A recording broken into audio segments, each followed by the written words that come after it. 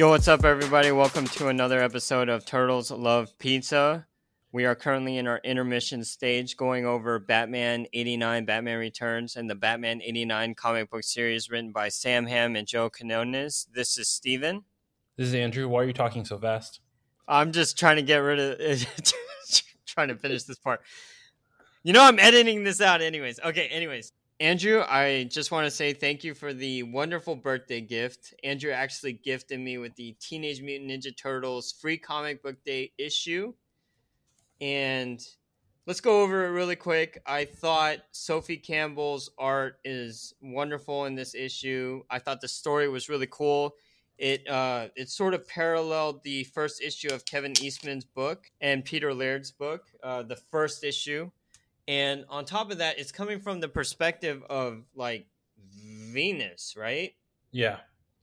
And okay, so we were kind of talking about this. So, Andrew, what were you thinking? Oh, I just was kind of confused by like the different weapons they had, and they also have a different look, right? Yeah. I had the exact same thought. And I'm not sure if it's because like Venus is some kind of android. She looks weird, like a Frankenstein. So maybe she's not seeing everything correctly. Or maybe they're clones of the original Ninja Turtles. Like, do you think something happened to the Ninja Turtles? No, like it's a clone experiment or something. Like the evil clones? Maybe. Huh. Okay, that'd be interesting because you're mentioning that they look differently, right? So what was different about them so the audience knows? So instead of having like the masks over their eyes, they have bandanas over their mouths. And they're all the same color too. It's like all white. Yeah. So yeah, I agree. This issue is very weird, but it's beautiful and it actually gets me excited for the Armageddon game, which you and I have agreed to do as an upcoming series. So, yep. And it's 8 issues, so hopefully it flies by really quickly. Now, part 2, Andrew also got me this really cool. It's a pop, Funko Pop, Eastman and Laird, Teenage Mutant Ninja Turtles, Raphael vinyl figure. It's the limited black and white Chase edition, and it's Raphael. And I was joking with Andrew because he was like, "Hey, who's your favorite Ninja Turtle?" And honestly, it is Michelangelo, but I really have a soft spot for Raphael because he's kind of the hothead. And so are you. Exactly. And I kind of feel for him a lot of times, especially when he's arguing with the leader. And Leo, that's kind of the problem. It's like two sort of alpha males that are just like stuck in the same team. So pretty much is like you and me. Yeah. Actually, yeah, it is like you and me. Because normally we're the only ones that really get into it. So today we are going over actually my favorite Batman movie of all time. Batman Returns. Yes. And really quick, before we get into it, Andrew, your wife watched this with you? Yeah, she watched it with me. This is her first time watching it. Oh, really? She did enjoy it. She liked this one better than the Batman 89. Okay. Because she also watched that one with me as well. So did she say why? It was more fun. And, there's more action in this one than the first one. Uh-huh. The first one was really about, Jack Nicholson's performance. Right. It was really focused on that and just kind of establishing Batman for people that were kind of used to like the Adam West Batman. Mm-hmm. So, introducing this new Batman. So, let's focus Batman 89. This one, Batman's already established. They get to play a little bit further into the city of Gotham and its characters and Batman's rogues gallery. So, we're definitely gonna get into that. She did like it. Okay, she did like it. This is actually our second time watching it, and I'm sure it would kill you if she didn't like it. Yeah, it would definitely hurt. But yeah, she did enjoy it, and I think it's great because when this movie came out, you and I are probably coming into our adolescence, like you know what I mean? It's 92, so I was probably I was 8, I was. You were 8. something like that. Yeah, 8. Oh, I was probably around 6. But I do remember watching this in the theaters, and it Me was too. it was glorious. And we're not talking about stadium seating. We're talking about like everyone's on the same It's a foreground. gentle slope. Yeah, yeah. But And I guess who took me to watch this, Steven? huh? Guess who took me to watch it? Your mom, Yeah, that's right, my mom. She dude. makes an appearance again. Huh? She makes an appearance again. She makes an appearance. I will say that this time my parents, it was a family movie night. So we went with our entire family, and I don't remember if my mom or dad liked it, but I will say this: my parents do not watch Batman movies anymore without falling asleep. So, real quick, before we get into Batman Returns, I kind of mentioned this to you, but I wanted to bring something up about the original Batman '89 book. Yeah. And or not the book, but the movie. And there's something we completely forgot about: The soundtrack. the soundtrack. And okay, so we talked about Danny Elfman. Danny Elfman is great and everything, but who did we not talk about, Andrew? Prince. Prince. Say again. What songs did Prince even do in this movie? Prince did a lot of songs, actually. I was very surprised Yeah. when I kind of looked it up, because I was like, this voice sounds a little familiar in the background. And lo and behold, it was Prince. Yeah. Let's just make this quick. What did you think about Prince in a Batman movie? It didn't really fit. Like, the vibe was not the same. Okay. I will say when they're in the middle of the streets, like having the party, that makes a little more sense. Yeah. But, and you know what? I thought it was pretty cool when he was going through the museum and just like wrecking everything to party, man. I don't know. Yeah. It was an interesting choice. It kind of worked. Yeah. And, I think most of it was, according to Wikipedia, they mostly wanted Prince to write for the Joker, like the music for the Joker. Yeah. Because, he has a different style that might fit. But I don't think that fit his type of Joker. Yeah. It would have fit David Bowie, but I feel like they would have got David Bowie to do his own music. But that would be a little weird, like have Joker start singing his own songs. Yeah, I know. It becomes like Batman the musical. Oh, dude, that would be so weird. But yeah, I think it's interesting that around like the 80s and 90s, they were using all these pop songs to like lift up their films. You know what I mean? Yeah. Like, I feel like Top Gun did it, and then you have Batman. Batman Returns. What really worked for Top Gun, though, like Top Gun really was elevated from their soundtrack. Yeah, that is true. So, I think to Or The liven Bodyguard. up, huh? The Bodyguard. Oh yeah, was that 90s? That was like, I think it was like 89 or 90. Yeah, man. The Bodyguard. But yeah, like I think Prince was an interesting idea. He had some of his best albums, I think, around the 80s or so. Oh, definitely. Right? Like Purple Yes. Rain and all those. Yep. So he was actually like a huge star in himself. And he actually just created a concept album. It had like 12 tracks or something. And the album was called Batman. Only 3 of those tracks were actually in the movie. If you waited till the end of Batman '89, you would have heard like the sexiest Batman love song by Prince in his falsetto. It was just ridiculous. Anyways, we're here to talk about Batman Returns. So, Andrew, Yes. why don't you give us a plot description? Plot description: Batman Returns is that feel-good Christmas movie that you've always been wanting to watch at the Christmas time. So it's Christmas time in Gotham. Let's see. The socialites, the Cobblepots, decide to ditch their child because the child is a little different from other children. Yeah. And so they like drop him off in the sewer, which is really weird. And he gets saved by a bunch of penguins that live underneath the Gotham Zoo. Uh-huh. And then 33 years later, we have Max Shrek, who is now unfortunately named. Like back then, Shrek was an okay name, but since we've had the Mike Myers Shrek, that's all I can think of every time they call him Shrek. And he wants to build a power plant in Gotham, Mm-hmm. and people don't really want it. And so then they're having a speech in front of like the Christmas tree, and then the gang attacks. It's the Penguin's gang, but they don't reveal the Penguin yet. They abduct Shrek, not the green one, but Yep. the Christopher Walken version of Shrek.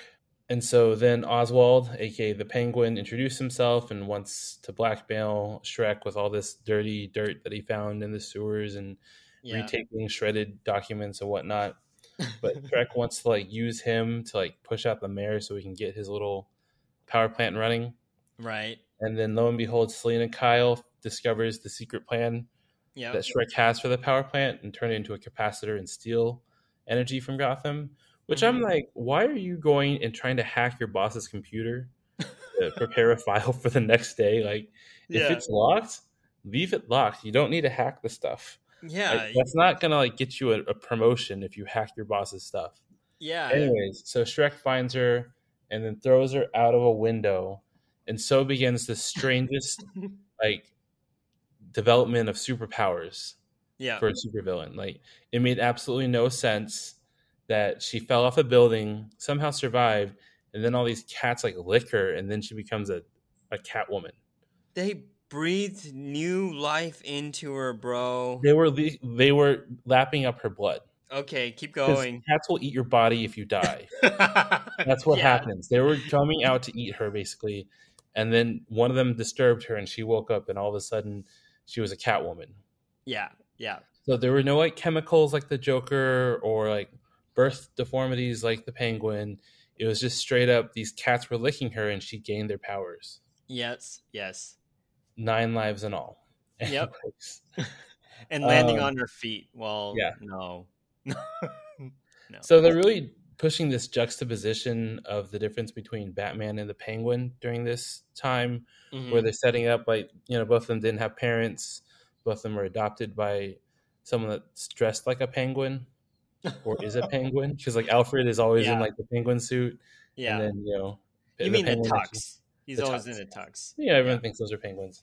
Which, by the way, my wife loved the penguins. Like that was her favorite part of Batman Returns is like the penguin army at the end. Anyway, I'm skipping ahead. So Oswald goes and he like is trying to find his parents or whatnot. He's doing this subtle other game that he's kind of playing towards the end. And so like him and Shrek come up with a plan to get rid of the mayor and have Oswald become mayor. And in the process, they're going to frame Batman for killing the Gotham Ice Princess, which they succeed in. And then they reprogram the Batmobile, which I don't understand where they got the plans for the Batmobile. Like, where did that come from? Yeah. Like, did they hack Batman or something? I don't know. A lot of hacking in this film for some reason. It was like the 90s, so I guess it was like the cool buzz thing, but they hacked the Batmobile, and the Penguin's like controlling it from like one of those like mechanical cars that you see like in front. You used to see in front of grocery stores. You put your kid in it and put in a quarter, and it would ride. Yeah. So he had like a modified one of those, which I didn't understand. They already had those. Like Batman was already franchising at that point in time, like in Gotham. So I guess that's how Bruce Wayne makes his money. Franchise out Batman, which I'll get to another point that supports that in a minute. Okay, dude, you're killing it with this synopsis. We're getting unbiased perspective. Okay, keep going. So anyways, they go to some ball, or actually Bruce and Selena go on a date, and they're liking each other, and then they're liking each other, all right. Yeah. And then, the abduction of the Ice Princess, when that happens, they have a little moment as Catwoman and Batman on the roof. Yeah, she licks him. And then they go to the ball, or they're at a ball, and then they both realize who each other are, and they're like, do we have to start fighting now? Yeah. But I love you. And it was really dramatic. Yeah. But it was hilarious. I loved it. And then you see the Penguin's plan, because Batman had foiled him from becoming mayor. of like stealing all the rich people's kids. Like firstborn sons. Yeah, Yeah. he's going all like biblical on them, Yeah. the wrath of God upon their lives. Yeah. And so then Batman obviously saves the children because he's Yep. there for the kids because he franchised out. He wants them to buy his stuff. And so Keep going. Penguin decides to like destroy Gotham with his little penguin army. And then we see the Bat boat, which is really weird because there's not enough water down there for a boat to actually function. And then it like goes up the side and goes like vertical, like upside down. It was the which greatest. made no sense. It looked awesome though. It looks It looked awesome. awesome. That's what I It mean. defies the laws of physics. And I think they heard my complaint from the first one of him not using the grappling hook because he used it a lot this time. Like he didn't run upstairs like he did in the first one. He just used the grappling hook all the time. Yeah. And so then, Actually, I think they heard my gripes about like the fighting as well, because in this movie you see Michael Keaton doing his own fighting a lot. Yeah, he actually fights a lot more. He doesn't just stand there and take bullet shots, which is good for him because after he defeats the Penguin, he's like with Catwoman and Shrek, and Batman takes his mask off, and we find out that his mask sucks now. Like he can literally just rip it off his head. It's like torn rubber. So if he got shot with that, he would have died because like Catwoman already like dug her claw into him, and it was pretty easy to penetrate that thing. So I guess he's no longer bulletproof. No, I think the bulletproof is like in the front. She stabbed him on the side. No, she stabbed him right in the abs. Oh. Okay, I'll give it to you. Yeah, so he's definitely not bulletproof anymore, which I guess that means like he started mass producing his cowls in China as part of the franchising thing. And so that's why it just tears off so easily now. Right. And also his eye makeup comes off immediately as well. It does. Yeah. That was a big thing with the superhero movies for a long time. I don't think it was until Arrow that actually stopped. What, the eye Did you ever makeup? notice? Yeah, the eye makeup, like, because when in Arrow, like the CW series, whenever he took off his mask, he still had the eye makeup on. Like, because they made it more like real, right? And after they did that, you started seeing like other Batman doing that. Like Pattinson's Batman does that. Yeah. Like all the other superheroes, like they would keep the eye makeup on, so there was continuity. Did Christian Bale do it? No. Oh, that's before. Oh, well, that's during Arrow, but Arrow went longer. Well, yeah, I mean, his Batman started before Arrow started. Yeah. So, makes sense. But if you notice, like, after CW, the Arrow with Stephen Amell, like, he had the eye makeup on when he took off his mask, and so other people started doing that, which is very interesting. Anyways, so Selena decides to kill Shrek with, like, the taser, which is weird. Like, her big weapon is a whip and a taser. Yeah. But she also kinky. Like grabbed like a live wire or something. Yeah. And so she survives, and you see her at the end, and Batman is once again alone in his Batcave. Okay, a couple of things. Number one, that was a great synopsis. I love all your insight in it. I love this movie. And you know what I like about it? It's kind of like the juxtaposition of just the darkness and the light. This one is so campy. It is. It's so funny, and it's actually kind of mean a little too. Yeah. Like especially with Selena Kyle at the beginning, you just see her getting abused by every single man in this movie. It's kind of sad, but like every time she comes back, she's always stronger, maybe a little angrier. What are your thoughts on that? On Selena Kyle? Yeah. It was kind of interesting because it was a little bit of a feminist movie. Yeah. Because it is like this woman that's getting downtrodden in corporate America, and everyone's like, where's your boyfriend? And even her mom's like calling her. And then she's like freed when she becomes Catwoman to like go after what she wants and do what she wants and kind of live the life that she was always kind of holding back from. She like loses those inhibitions. I agree. And even at the end, what was Batman's last line? Like, why don't we just go home?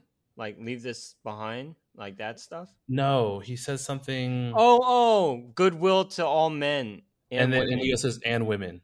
Yeah, right? Yeah. So like he adds that at the end. I gotcha. Hey, so a couple of things on upon my viewing of this movie, and I just want to see if you notice this. So one of the first shots of Shrek Tower, it that parallels like the first shot of you seeing Grissom's penthouse in Batman '89. So Oh, like the cool. yeah, so the camera's panning up. Another thing I needed to bring this up because we are called Turtles Love Pizza. Hmm. But you remember at the beginning when they have the devil guy who's blowing fire, Yeah. right?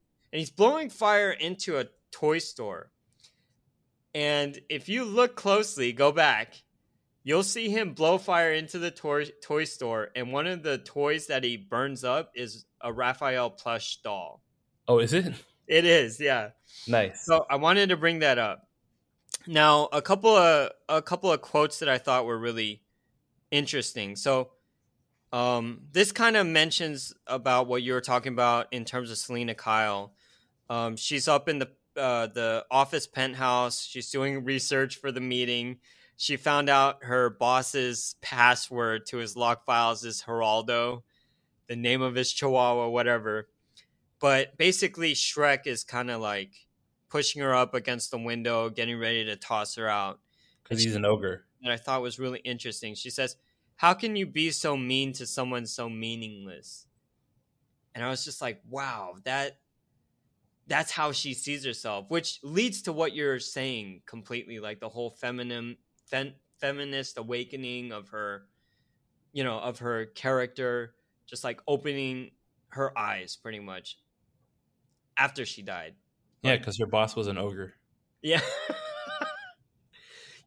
Like if you do like background research on this particular story, like Shrek was supposed to be Harvey Two-Face at one point. Like they were gonna write him, Oh, yeah. I remember reading that. yeah, and then they swapped it for this new guy, and it's just really interesting. I thought Christopher Walken was great though. Like, He what did was. you think about all the performances? Christopher Walken was great as usual. I was listening to a podcast the other day. Rob Lowe was talking about how when Christopher Walken looks at a script, he takes out all the punctuation and adds his own punctuation, basically.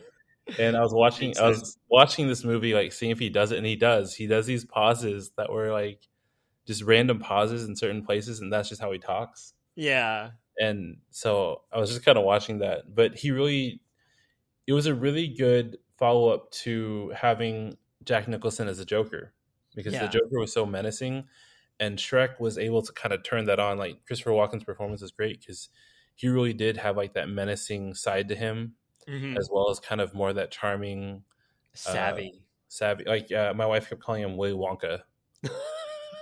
Yeah, I could totally see Like that. Yeah. he was like he's just like a really mean Willy Wonka, which I was like, yeah, he kind of is like, just like a really mean Willy Wonka. Yeah. And I thought Michael Keaton was great in this. I thought he had a lot more to do in terms of emoting, especially in this one. I felt like he wasn't in this movie as much. Yeah, I would agree because you have three villains, right? You have the Penguin, you have Catwoman, and you have Shrek. Correct. And I feel like what Tim Burton was doing was he was using all the villains to kind of equate to certain parts of Batman. So like Shrek is pretty much like Bruce Wayne's playboy side, right? Yep. Or his rich side. And I thought it was cool because you actually see Bruce Wayne being like a businessman in this one, Yep. where he's fighting against Shrek. Then you have the son, like the only son, like the rich boy, which which is tied also to Penguin, like you said before, like orphans. Yep. And then you have Catwoman, which is not an equivalency, more of a romantic, well, also a romantic duality, right? Because they have these dual sides to them. Well, I mean, it really wasn't about the romance. It was about the duality. Yeah. He mentions like Vicky Vale and him broke up because she couldn't handle the duality of his life, Yeah. because she knew he was Batman from the first movie, Yeah. and so he's kind of lamenting this aspect of that. And you see Catwoman now trying to juggle that duality of her own identity. Right. I agree. And I And that's love where the the call. attraction comes from. Huh? And that's where the attraction comes from, is they're both having to deal with the same thing. And so in each other, they find something kindred. Yeah. And I have to say, like, I think that's what makes it so poignant, just their relationship. And and this movie definitely cemented that relationship more so than the cartoon or the comics when I was growing up. And this is the movie that opened my sexual awakening, because I was when I saw Michelle Pfeiffer, I was like, oh my god, everything she did. Okay, my wife is looking at me funny, but I mean when I was a kid. But Yeah, everything about her performance is the best in this movie. it She's is. vulnerable, she's strong. She does a bunch of like the way she walks, she's like sauntering in.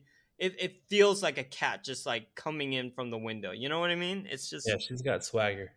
yeah, she's got like that animalistic nature to her. And so you remember that scene where she's doing the whip and she's Hmm. knocking off the mannequin heads? She actually did that. Oh, cool. Yeah, and they have videos online. But yeah, I thought she was excellent in this movie, and I fell in love with her when I was a little kid. But now I've grown up and I've fallen in love with someone else. So yeah. Anyways, um, I also like the throwback for Alfred. You remember remember when they're going into the Batcave before they do the DJ off, Yes. and then he's like, "Security? Who let Vicky Vale into the Batcave?" I love that. Okay, real quick, Andrew, favorite parts. Go for it. Favorite parts. Anything. Anything. Favorite parts for this one would probably be the Batmobile going on a rampage. That was Oh just yeah, fun. yeah. He's just like running over pedestrians, and I was like, why don't you pull out the machine guns? Like, if you really want to cause some carnage, you know? Oh, you're right. Which Yeah. he did not do, but it was just funny seeing the Penguin in that little tiny mechanical um, recreation of the Batmobile, and Danny DeVito looked like he had so much fun doing this role. I And agree. you really didn't see Danny DeVito in this. You saw Yeah, the Penguin, he which I was thought was great. amazing. He was Yeah, great in this, and I think it's one of those like underrated villains. I think if this movie had come out now, people would be like, Danny DeVito deserves an Oscar, because like he really was just gone. Like the whole role was, he was completely different. yeah. And And like yeah, his voice, like just the like he had these noises that he would do, like yeah, his whole mannerism, the way he was doing, even like committing to biting those fish and just being completely gross about it, right? Just yeah, complete commitment. Like it was amazing. Like I want to know, like, were those real fish? Like were those prop fish? Because like he was just going at him. yeah. Like that one time where they surprise him and he still has like a piece of like salmon or something in his mouth and he's trying to talk. I was like, oh my goodness. He slurps it up. Yeah. Yeah. But Okay, yeah, keep going. he really committed to that. What Yeah. else did I like about this? The DJ scratch. So like he's like DJing like on a CD, which I didn't understand, but it was super campy, and I was like, okay, that's fine. Yeah. Uh, what else? So the penguin helicopter umbrella was like defied the laws of physics. Like because like all the Explain it. panels come off the umbrella, and it's just the Uh-huh. little the peg the Yeah. skeleton of the umbrella, right? Right. And it's supposed to like provide lift, which it would not. There's not enough surface area, and it's not spinning enough fast. But they make it seem like it, because like you see like the dust like clearing around Yeah. Batman as he's going up. And I'm just like, okay. And then he sends off Catwoman on it as Yeah. well, You and know, it would it be just smarter if they kept the actual body yeah, of the umbrella. it would have it would Yeah. have been a little bit more realistic, but Yeah. that was ridiculous. I wish they had used more umbrellas. Like he had the sword umbrella, Yeah. and then he had The gun, not the gun one, and what's the other one? The Uh, hypnotic one. yeah, the hypnotic one. But what's the one for kids? Oh, it's like a merry-go-round. Kind of. What's that called? Carousel? No, man, I can't remember the word. Anyways, so he had that one, and that's the one he like chooses, and he can't kill Batman. He's like, I Yeah. picked the cute one. Yeah. Damn, I picked a cute one. Yeah. So yeah, no, this movie is altogether great. I really liked the fight scenes, Yeah. especially the first one. The first one where Batman first fights the gang. I thought that was the best one. Yeah, I agree. Again, I would like to bring up this is a Batman the Crime Stopper after the fact. Because at the beginning he's sitting in his mansion and all of the bat signals like shine into his office and he's like stands up. Oh, I'm ready. But like, why weren't you out there in the first place? you know? Also, Um, like, why does he have so many suits? Like when he's in the Batcave, there's so many bat suits, so many pairs of boots. yeah, Like he's just farming this out. He probably is like, I can buy in bulk now. People yeah, won't notice because like it's a franchise. yeah. Oh, that's so funny because I never even thought about it. But now that you're bringing it up, it's just so hilarious. um, yeah. So that's there. What else? What else was there, dude? I love this movie. I even love that bat ski boat. Like when it goes around. Yeah. Like I love all that. Like and then um so oh I love how dim-witted the Ice Princess is. Do you Oh yeah, remember? she was not the best representation of an ice princess. Yeah. She So was she's definitely no in Elsa.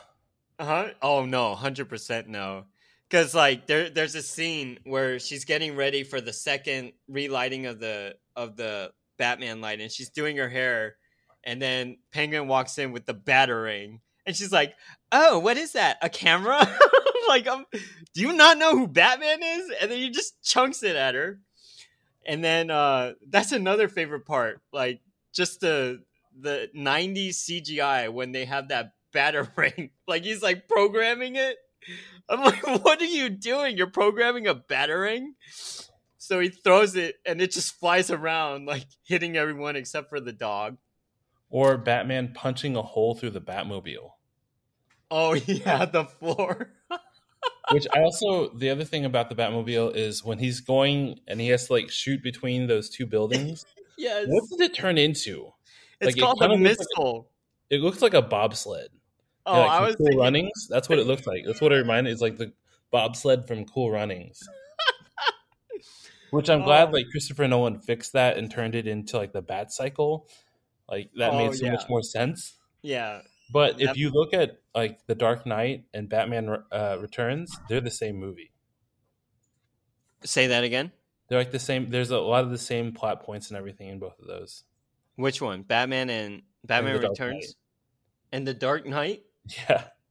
Okay, you're gonna have to explain that really quick. So like you have that the same thing with the Batmobile, right? The Batmobile turns into like gets destroyed, turns into like the Bat Missile, right? Right. And in the Dark Knight, it turns into the Bat Cycle, Right. right?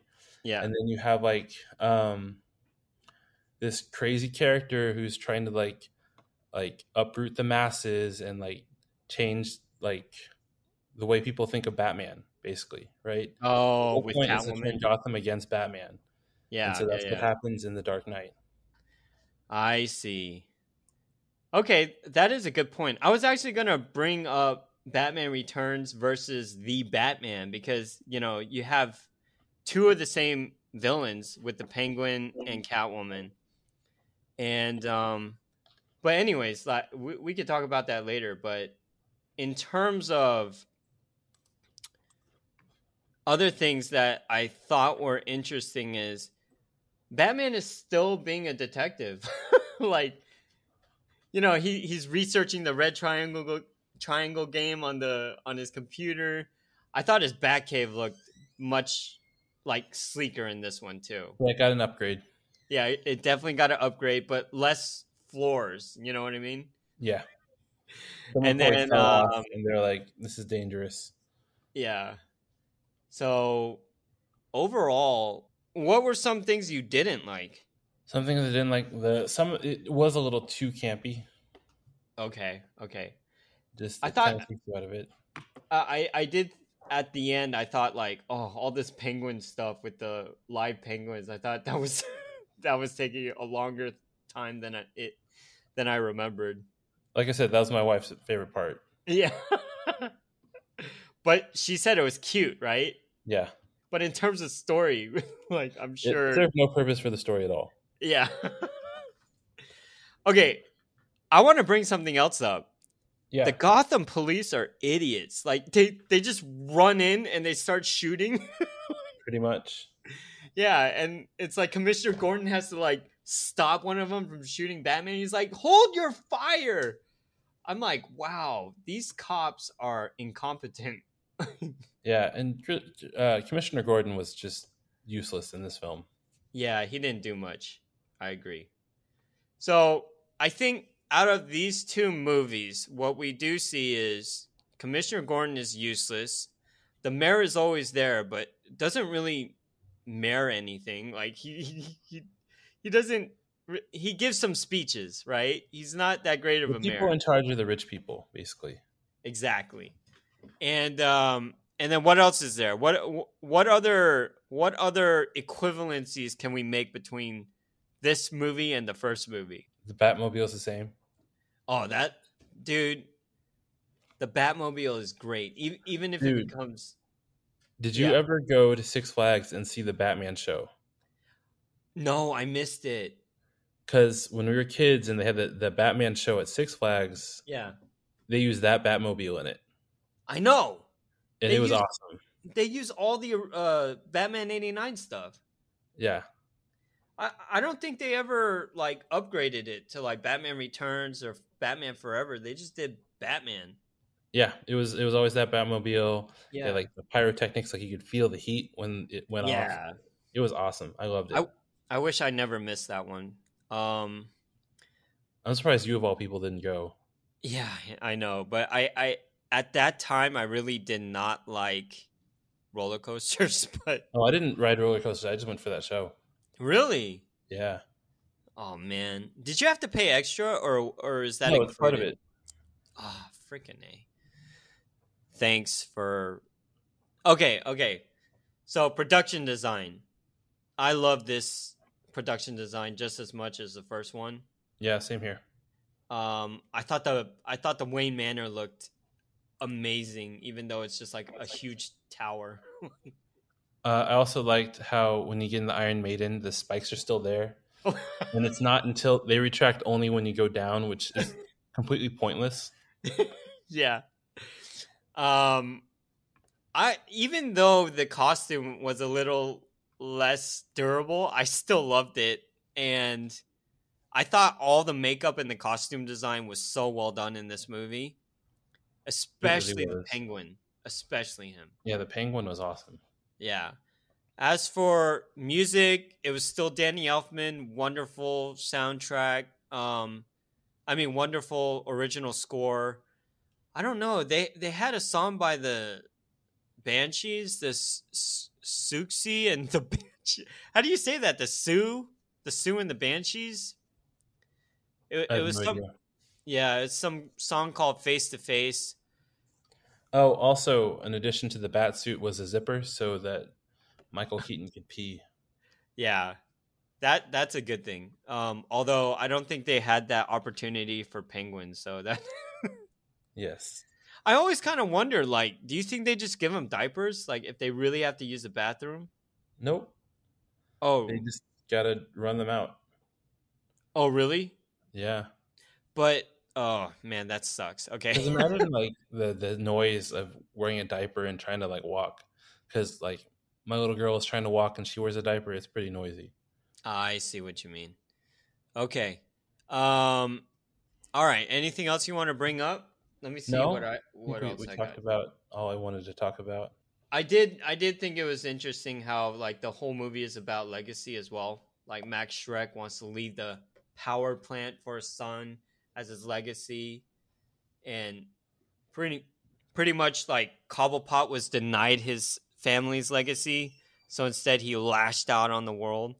And then for Bruce Wayne, his legacy is pretty much being Batman, I guess, right? Yeah, because he already franchised it out. I mean, Yeah. he's already putting those little mechanical rides in front of grocery stores, mass Yeah. producing his suits. Yeah. And you know what else I love about Batman 89 and Batman Returns? What? Just look at the runtime. It's like 2 hours. It's like the perfect time. Although Batman Returns might have been able to go a little longer, maybe, but No, I it don't. didn't need to. I understand why people want Batman movies to be so freaking long. Like Yeah. the Batman was way too long. Yeah, it was like 3 hours. This movie was a little long for me. You know what? I think they could have cut like 15 minutes, and most of them are the penguin shots, like the live penguins. Yeah. You just want to get rid of all the little penguins. Yeah. They But paid a like, lot of money for those penguins, I'm sure. dude, it's really interesting because some of those penguins are animatronics, some of them are real, some of them are people in penguin suits, and then Yep. CGI. So it's like crazy. But yeah, I really dig this movie. I love this movie. There's a lot of flaws, but I really enjoy it. And you? Yeah, I love it. It's still probably my top Batman movie. Okay, we'll do the out of 5 bad signals. I give it 5. How many do you give? I also give it 5. Awesome. Okay, cool. Oh, another thing, you and me were texting. You also mentioned that Pee Wee Herman was Cobblepot's dad. Yeah, which I thought was So hilarious. I think the casting is off the hook.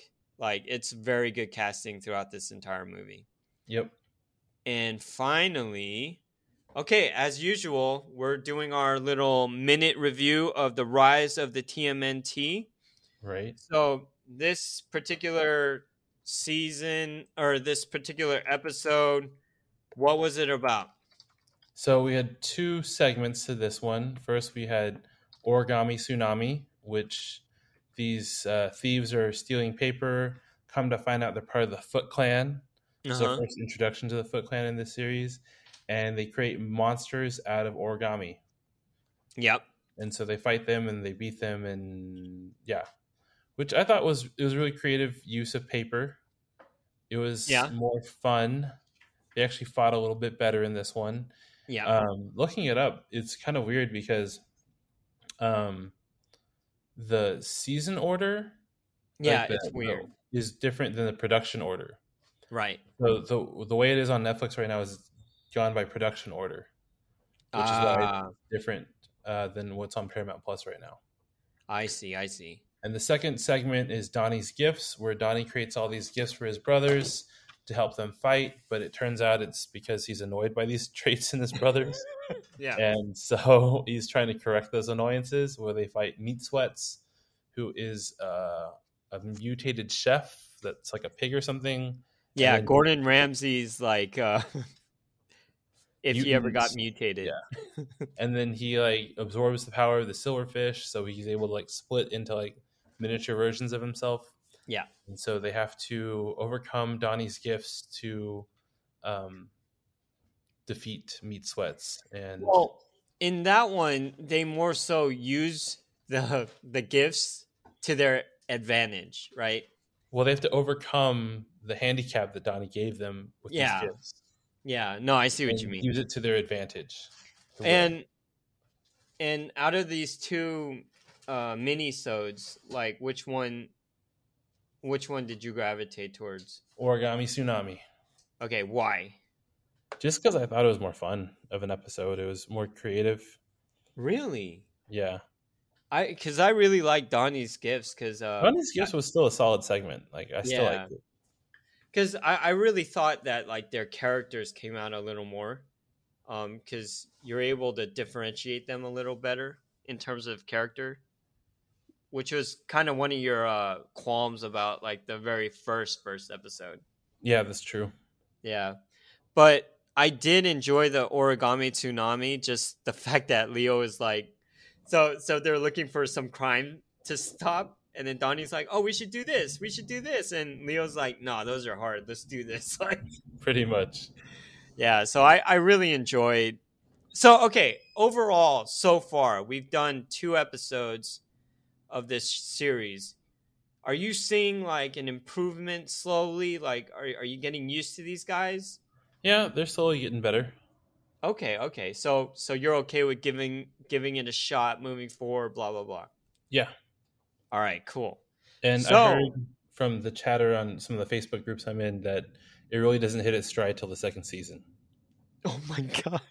The first season has like 26 episodes. Yeah, like it gets progressively better, but it really gets good in season 2, is what I've been reading. So Okay. Well, I'm totally down already. I enjoyed all the episodes that I saw prior to these first two. So, yeah, we'll get back into it. Um So yeah, guys, everyone, thank you for tuning in. Now, Andrew, for next episode, we will be reading the first issue of Batman 86, written by Sam Hamm, drawn by Batman 89. 89, sorry. We will be reading the first issue of Batman 89, written by Sam Hamm, drawn by Joe Quinones, and hope you enjoy it. We'll talk about it next time. Anything else you want to bring up? No, that's it for now. Oh, what is it? Shredder's Revenge is coming out soon. Actually, Oh, next week. really? Is it next week? I think it's next week. What systems do you have? I have the Switch. That's what I'll get it for. Ooh, so are you already gonna just grab it? I'm thinking about it. I really want to get the $200 collector's edition. Dude, they have so many packages and they look freaking awesome. And I was looking at the gameplay; it looks so fun. Yeah. So it is the collector's edition has a limited edition Shredder figure in it. It's Nice. a reproduction of the Playmates like original Shredder, but Mm. in the cartoon accurate coloring. I feel like it's gonna sell out real quick though. It probably will, so I probably won't be able to get it, but Mm. you never know. You never know. If it was your birthday, I would have already got it for you. It's not on sale yet, but it happens. Well, it looks glorious, and hopefully we can get a copy of it sooner or later. But all right, guys, thanks for tuning in. Andrew, read the issue, and then let's watch episode 3 of Rise of the Teenage Mutant Ninja Turtles. All right, episode 3 according to Netflix, right? Yes, according to Netflix. Okay. All right, thanks, guys. We'll talk to you soon. See ya. Bye.